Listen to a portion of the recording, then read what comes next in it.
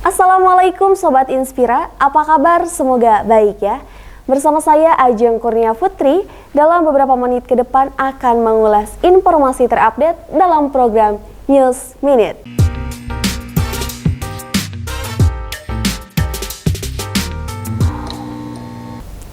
Berita pertama datang dari petugas PLN bersama tim gabungan TNI Polri di Tasikmalaya, Jawa Barat, lakukan sweeping layang-layang yang diterbangkan dekat jaringan listrik serta gunakan bahan kawat. Langkah ini dilakukan menyusul banyaknya kejadian gangguan listrik yang disebabkan layangan tersangkut di kabel listrik milik PLN.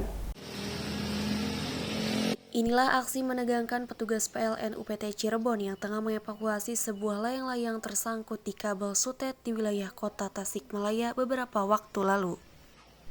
Selama tahun 2023, sedikitnya terjadi lebih 6 kali gangguan listrik yang disebabkan oleh layangan yang tersangkut di kabel listrik milik PLN. Sebagai upaya penanganan, PLN ULTG Ciamis UPT Cirebon bersama berbagai unsur mulai dari unit, induk transmisi JBT, kelompok masyarakat, TNI Polri, dan aparatur pemerintah setempat bekerja sama melakukan sosialisasi dan sweeping layangan di wilayah kota Tasikmalaya. Mulai dari Kecamatan Bungursari, Cihideng, Indihiyang, Mangkubumi, hingga Taman Sari. Petugas gabungan menemukan sejumlah layangan yang menggunakan benang kawat. Penggunaan benang kawat ini selain berpotensi menyebabkan gangguan pada sistem jaringan listrik, juga berbahaya bagi pemain layangan itu sendiri. Petugas juga menyisir bengkel sepeda dan sepeda motor yang diduga menjadi penjual benang kawat tersebut. Manajer PLN ULTG Ciamis UPT Cirebon, Wasgi Bastaman menuturkan, pihaknya mengajak seluruh lapisan masyarakat untuk bersama-sama menjaga keandalan pasokan listrik dari gangguan layang-layang. Saya mengajak kepada Bapak, Ibu, adik-adik, khususnya masyarakat Kota Tasikmalaya, Kabupaten Tasikmalaya, Kabupaten Banjar, dan Kabupaten Pangandaran untuk sama-sama menjaga keandalan penyaluran energi listrik dari bahaya gangguan layang-layang.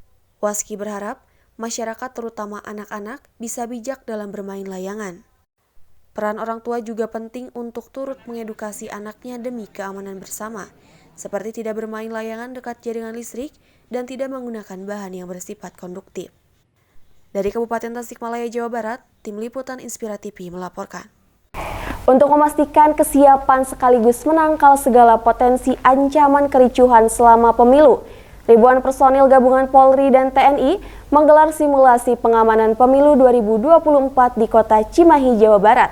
Sejumlah massa disimulasikan dihalau aparat karena melakukan tindakan anarkis saat unjuk rasa hingga merusak kantor KPU Jabar. Ribuan personil gabungan dari Polri dan TNI melakukan simulasi pengamanan pemilu 2024 di lapangan Manunggal Brigif 15 Kujang, Kota Cimahi, Jawa Barat.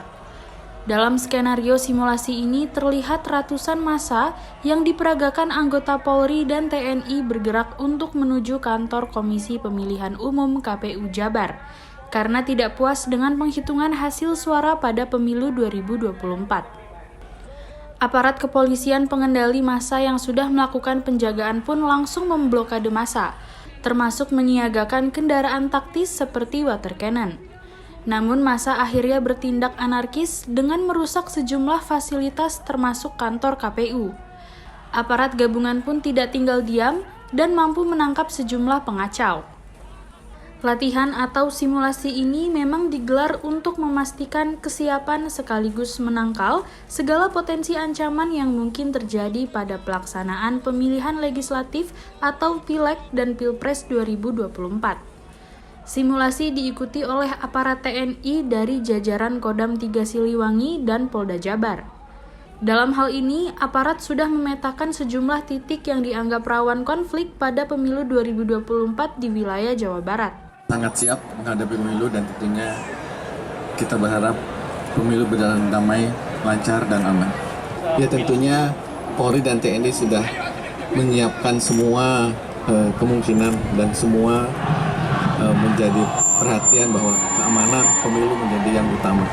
Tak hanya pengendali massa, nantinya pencegahan serta deteksi gangguan keamanan juga dilaksanakan dengan patroli gabungan antara Bintara Pembina Desa atau Babinsa TNI serta Bintara Pembinaan dan Keamanan Ketertiban Masyarakat atau Babin Kamtibmas.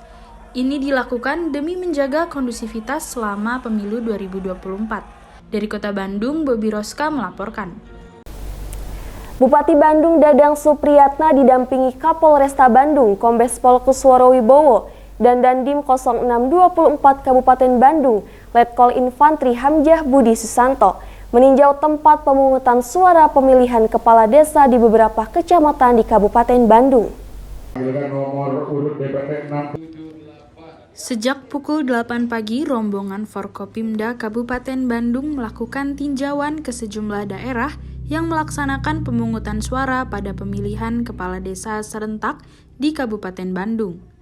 Di antaranya meninjau TPS 6 yang berlokasi di Desa Banjaran Wetan, Kecamatan Banjaran, dan TPS 1 Desa Katapang, Kecamatan Katapang, Kabupaten Bandung.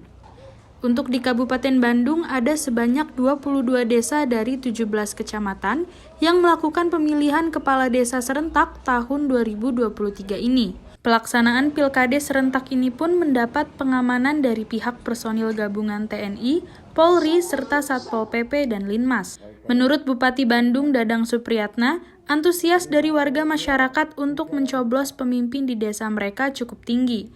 Diperkirakan antusias dari warga tersebut mencapai 80%. Pada dasarnya pemilih ini sangat antusias. Memang ada beberapa di TPS yang alasannya karena kerja, tetapi pada dasarnya kita sudah mengirimkan surat kepada perusahaan yang tentunya sudah ada dispensasi. Nah, tentu secara keseluruhan angka kehadiran di atas 70% ya. Di atas 70%, saya prediksi sekitar 80-85% lah. Tidak hanya meninjau pada pelaksanaan pemungutan suara, Bupati Bandung Dadang Supriyatna beserta rombongan Forkopimda lainnya juga memantau pelaksanaan penghitungan suara. Diharapkan pelaksanaan Pilkades serentak di wilayah Kabupaten Bandung dapat berjalan lancar dan damai hingga seluruh tahapan Pilkades usai. Dari Kabupaten Bandung, Jawa Barat, Hedi Trisnaidi melaporkan.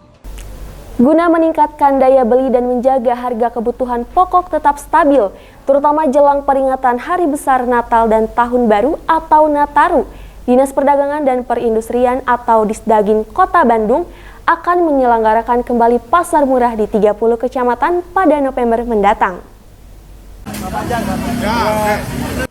Setelah sebelumnya menggelar pasar murah beras medium, kini Pemkot Bandung melalui Dinas Perdagangan dan Perindustrian atau Disdagin akan menggelar kembali pasar murah kebutuhan pokok. Mulai dari beras, telur, minyak, gula, terigu, daging ayam, dan daging sapi. Hal tersebut dilakukan untuk menstabilkan harga jelang Nataru yang terkadang peningkatan permintaan kebutuhan pokok meningkat. Sebagai langkah antisipasi melonjaknya harga, Disdagin akan gelar pasar murah di setiap kecamatan di Kota Bandung. Rencananya akan digelar pada bulan November awal, selain menjaga stabilitas harga juga sebagai upaya pengendalian inflasi dan memberikan kemudahan kepada masyarakat untuk mendapatkan harga murah. Kita akan melaksanakan pasar murah. Nah, berbeda platformnya dengan operasi pasar. Kalau operasi pasar kan hanya beras yang dilepas, yang kita jual, tapi kalau pasar murah kita bekerja sama dengan teman-teman toko retail, para distributor. Jadi tidak hanya beras, di situ ada telurnya, ada minyaknya, ada gulanya, dan berbagai kebutuhan pokok lainnya. Pihaknya pun akan berkolaborasi dengan sejumlah distributor dan toko retail untuk pelaksanaan pasar murah. Dan menjamin harga yang ditawarkan pun akan lebih murah.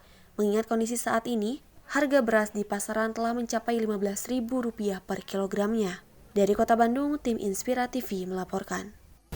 Berita penutup hari ini datang dari persiapan pemilu 2024. Tokoh ulama, tokoh masyarakat, dan tokoh pemuda, serta partai politik di Kabupaten Tasikmalaya berkomitmen mewujudkan pemilu yang damai, aman, dan berintegritas. Komitmen itu mereka tuangkan dalam penandatanganan nota kesepahaman bersama MUI Kabupaten Tasikmalaya. Majelis Ulama Indonesia Kabupaten Tasikmalaya, Jawa Barat menggelar deklarasi damai jelang pemilu tahun 2024. Deklarasi ini diikuti tokoh ulama, tokoh masyarakat, tokoh pemuda, serta partai politik peserta pemilu. Mereka berkomitmen mewujudkan pemilu damai, aman, dan berintegritas. yang mereka tuangkan dalam penandatanganan nota kesepahaman bersama MUI Kabupaten Tasikmalaya. MUI mengajak kepada semua elemen masyarakat untuk mengedepankan moralitas dan integritas agar pemilu 2024 bisa dilaksanakan sebaik-baiknya untuk membawa Indonesia semakin bermartabat. MUI juga mengecam adanya politik identitas, karena selain dilarang oleh agama, politik identitas juga dilarang oleh hukum karena menyebabkan perpecahan. Politik identitas adalah salah satu cara yang kurang baik. Yang dimaksud politik identitas adalah politik yang bisa membelah saya kelompok yang baik dan benar, kamu kelompok yang salah, dengan memakai dalih-dalih agama atau budaya atau apa saja. Itu menimbulkan perpecahan, dan itu di dalam Islam juga dilarang. Dari Kabupaten Tasikmalaya, tim Inspira TV melaporkan. Demikian Sobat Inspira berita terupdate hari ini.